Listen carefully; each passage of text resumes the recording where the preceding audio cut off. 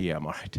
Thank God. I'm so excited just to hand the reins and hand this keyboard off to you. Before, said Mike Weinstein. Okay, well, thanks, everybody. Thanks for joining us today. Hopefully this will go a little more smooth. April 15th is the week ending, so let's get right into our numbers.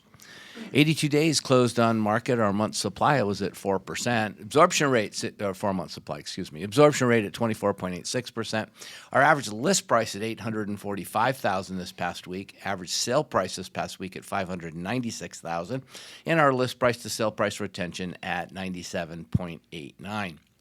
Taking a look at active inventory, up there's a nice number, over 18,000 properties. Pending is at 3,703, and closed units month to date at 2,089. 2,114 new listings taken this past week, a little less than last week, but again, we're still at least we're above 2,100. 97.9 is where our active inventory is, and our closed inventory is at 82.11. Taking a look at the price ranges in the lower left-hand section, notice that there's nothing in red today because there was basically almost no change in the marketplace, one up or down 1 or 2%. But again, in this particular case, every single category was in the increased portion, and that's again reflective of why our inventory has gone up to 18,008. So the secret behind these numbers is basically when we get to compare them, because really this is what we're going to see today.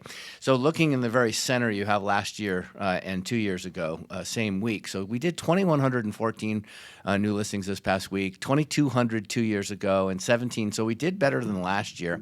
So is it a win? No, because we need to do better than last week. We don't have to really take too much. But is there something that we can learn by this? And the answer is yeah. There are more people putting their houses on the market right now than there were the same time last year. That's a good sign because that means we're going into the summer market.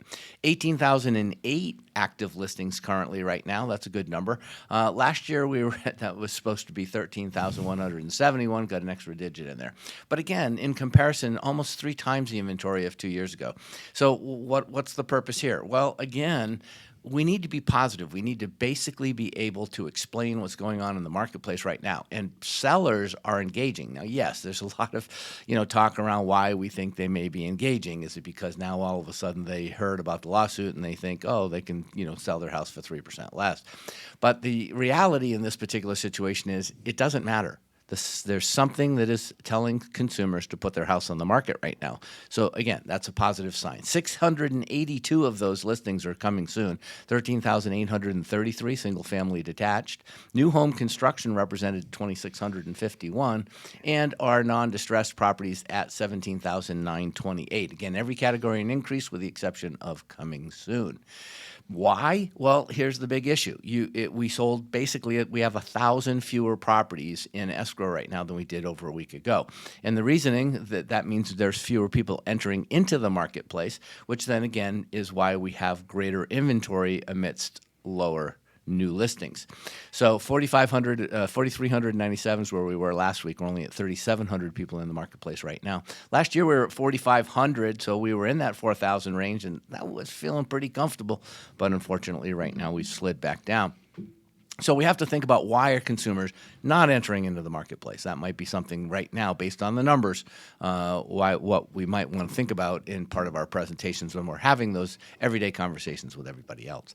2,089 where we are first week of the month, so it's a little too early to tell there. 4 months supply, again, when you're bringing inventory in and you're not closing it, that's what happens. Supply goes up.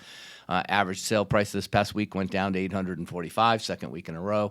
Average sale price also went down just a little bit. And again, median prices are hovering right about that $450,000 to $460,000 mark, depending upon the week you look at it. Again, market's pretty brisk, and our list price to sale price retention is at 97.89, right where it needs to be in the sweet spot. But you know what? You can do all things right, but if you don't have buyers in the market, it's just not happening. So I was, since we're a little ahead of schedule here, Todd, I was thinking sometimes we take advantage that everybody knows exactly what some of these terminologies are on your slide. So real quickly, just describe describe what absorption rate is? Sure. So then we're explaining that to our clients. What does that mean? So there's two ways to look at it. You can either look at it as month supply, or you can look at it as how much of our inventory is being consumed on a periodic basis.